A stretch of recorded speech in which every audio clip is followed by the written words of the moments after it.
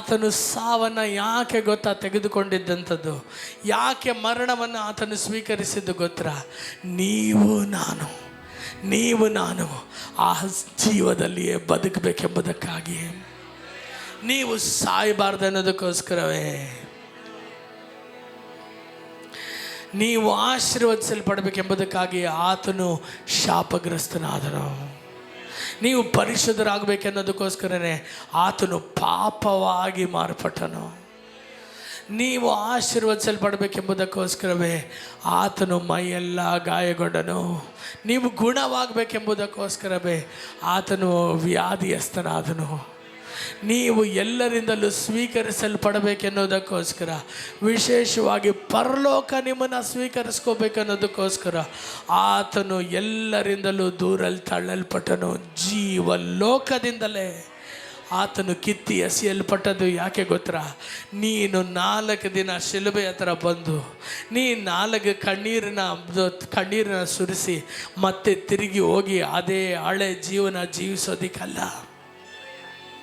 Hello, good Friday message ನಿಮಗೆ ಎಷ್ಟು ಮುಖ್ಯ ಆಗಿತ್ತೋ ಅದಕ್ಕಿಂತಲೂ ಮುಖ್ಯವಾದದ್ದು ಯೇಸುನ ಕೊಂದಂಥದ್ದು ನಮ್ಮ ಪಾಪವೇ.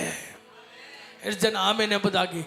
ನಾವು ಯಾರು ನೀತಿವಂತರಲ್ಲ, ಇಲ್ಲಿ ಕುಳಿತಿರುವಂಥ ಒಬ್ಬರು ಕೂಡ ಯೋಗ್ಯರು ನಾವಲ್ಲ. ಆಮೇನ್. ಯೇಸು ಸತ್ತಿದ್ದು 100ಕ್ಕೆ 100 ಯಹೂದ್ಯರಿಂದ ಅಲ್ಲ, ಯೇಸು ಸತ್ತಿದ್ದು 100ಕ್ಕೆ 100 ಆ ಒಂದು ರೋಮ ಸಾಮ್ರಾಜ್ಯ ಸೈನಿಕರಿಂದ ಅಲ್ಲ, ನಿನ್ನ ಪಾಪಗಳಿಂದಲೇ. ಯಾವುದ್ರಿ ರೋಮ ಸಾಮ್ರಾಜ್ಯ ಯೇಸುವನ್ನು ಕೊಲ್ಲೋದಕ್ಕೆ? ಯಾವನ್ರಿ ಅವನು ಪಿಲಾತು ಯೇಸುವಿಗೆ ಮರಣದಂಡನೆಯನ್ನು ಕೊಡೋದಕ್ಕೆ? ಆತನೇ ಒಪ್ಪಿಸಿಕೊಟ್ಟಂಥ ಬಲಿ ಪೀಠದ ಮೇಲೆ ತಲೆಯನ್ನು ಉಣ್ಣೆ ಕತ್ತರಿಸುವುದಕ್ಕೆ ಇಯಲ್ಪಡುವುದಕ್ಕೆ ತಲೆಯನ್ನು ಚಾಚಿದಂಥ ಆ ದೇವರ ಕುರಿಮರಿ ಅದು. Hallelujah, amen. ಮುಗ್ಧವಾದಂಥ ಬಲಿ ಕೊಡುವ ದೇವರ ಕುರಿಮರಿಯಾಗಿ ನೋಡುವಂಥ ನೀವು, ಆಮೆನ್. ಪ್ರಕಟಣೆ 5:5 ಬರೆಯಲ್ಪಟ್ಟಿದೆ, ಆತನು ಯೂದ ಗೋತ್ರದ ಸಿಂಹ ಪರಲೋಕದಲ್ಲಿ ಎಂಬುವಂಥ.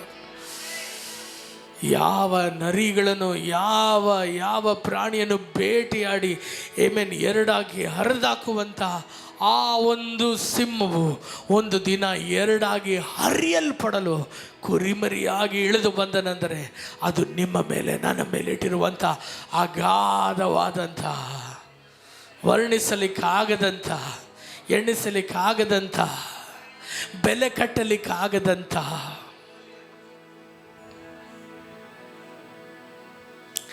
ಪೌಲ್ ಹೇಳ್ತಾನೆ, ನಾ ದಿನ ಸಾಯ್ತೇನೆ. I die daily. ಆಮೆನ್. ಯಾಕೆ I die daily? Because whenever I see the cross. Amen. ದಾವೀದನು ಕೀರ್ತನೆಯಲ್ಲಿ ಹೇಳ್ತಾನೆ, ನಿನ್ನ ಮುಂದೆ ನಾನು ನಿಲ್ಲಿಸ್ಕೊಂಡಿದ್ದೀನಿ ದೇವರೇ. ಕರ್ತನೇ, ನನ್ನ ಕಣ್ಣು ಮುಂದೆ ನಾನು ನಿನ್ನನ್ನು ನಿಲ್ಲಿಸಿದ್ದೇನೆ. ನೀ ನನ್ನ ಬಲಗಡೆ ಇರೋದ್ರಿಂದ ನಾನು ಯಾವುದಕ್ಕೂ ಕದಲೋದಿಲ್ಲ. ಈ ದಿನ ಶಿಲುಬೆ ಎಲ್ಲಿರ್ಬೇಕ್ರಿ? ನನ್ನ ಕತ್ತಲಲ್ರಿ. ಶಿಲುಬೆ ಎಲ್ಲಿರ್ಬೇಕ್ರಿ? ಮನೆಯಲ್ಲ ರೀ. ಶಿಲುಬೆ ನನ್ನ ಕಣ್ಣ ಮುಂದೆ. ಆಮೆನ್. ಶಿಲುಬೆಯ ಮುಂದೆ ಲೋಕವೇ ಹಿಂದೆ. ಇವಾಗ ಹೆಂಗಾಗ್ಬಿಟ್ಟದೆ? ಶಿಲುಬೆಯೇ ಹಿಂದೆ ಅಲ್ವಾ? ಲೋಕವೇ ಮುಂದೆ. ಕ್ರೈಸ್ತರ ನಾವು ನಾಚಿಕೆ ಆಗಬೇಕು. 3 ದಿನಕ್ಕೆ ಶಿಲುಬೆನ ಮುಂದೆ ತಂದು, 3 ತಾಸಿಗೆ ಶಿಲುಬೆನ ಮುಂದೆ ತಂದು ಆ ಕಟ್ಟಿಗೆ ಅದರಲ್ಲಿ ಏನೈತೆ ಅಂತ ತೆಗೆದು ಬಿಸಾಡ್ತೀವಲ್ಲ, ಒಂದು ದಿನ ಈ ಕಟ್ಟಿಗೆಯಲ್ಲಿ ನೀನು ನಾನು ಹುರಿದಾದ ಮೇಲೆ ಜೀವನ ನಿತ್ಯತ್ವವು ಎಲ್ಲಿ ಅನ್ನೋಂಥದ್ದನ್ನು ನಿರ್ಧಾರ ಮಾಡೋದು ಇದೇ ಕಟ್ಟಿಗೆನೇ ರೀ. ಹಲ್ಲೆಲೂಯ. ಕೈಗಳನ್ನೆತ್ತಿ ಹೇಳೋಣ, ಬೇರೇನು ಆಸೆ ಇಲ್ಲ ಯೇಸು ರಾಜ, ನಿನ್ನ ಹೊರತು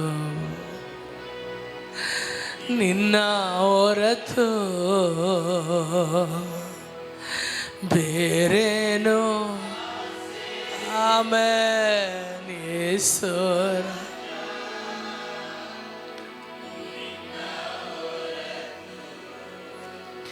ಮಲ್ಬರಬ ಶಬದಲರಬ ಹೇಳ್ರಿ. ಮನ ಮರುಗಿದೆ ನೀ, ಈ ಪಾಪಿಗೆ ಮರು ಜೀವ ನೀಡಿದೆ. ಎಲ್ಲರೂ ಹೇಳುವ ಮನ ಮರುಗಿ ನರಕವೇ ಇನ್ನು ನನ್ನ ಭವಿಷ್ಯ ಎಂಬುದಾಗಿ ನೆನೆಸುವಾಗ ಮರು ಜೀವ. ಕೈಗಳನ್ನು ತೇಳೋಣವ. ಬೇರೇನೋ ಆಸೆ ಯೇಸು ನಿನ್ನ ಹೊರತು, ನಿನ್ನ ಹೊರತು. ಏನು ಹೇಳೋಣವ. ಪಾನ ಯೆರೂಸಲೇಮನ್ನ ಬಿಟ್ಟು ಹೋಗಲಾರೆ. ಸೊಲ್ಲಂಗೆ ಬಾಯಿ ತೆರೆದು ಹೇಳ್ರಿ, ಪಾನ ಯೆರೂಸಲೇಮನ್ನ ಬಿಟ್ಟು ಹೋಗಲಾರೆ. ಯೇಸು ಸ್ವಾಮಿ ಹೇಳಿದರು, ಯೆರೂಸಲೇಮನ್ನ ಬಿಟ್ಟು ಹೋಗ್ಬೇಡಿ, ಆ ಮರಣವನ್ನು ಬಿಟ್ಟು ಹೋಗ್ಬೇಡ್ರಿ. Amen, hallelujah. ಕಣ್ಣು ಮುಂದೆ ಆ ಶಿಲುಬೆ ಕಾಣಲ್ಪಡಲಿ. Amen, hallelujah.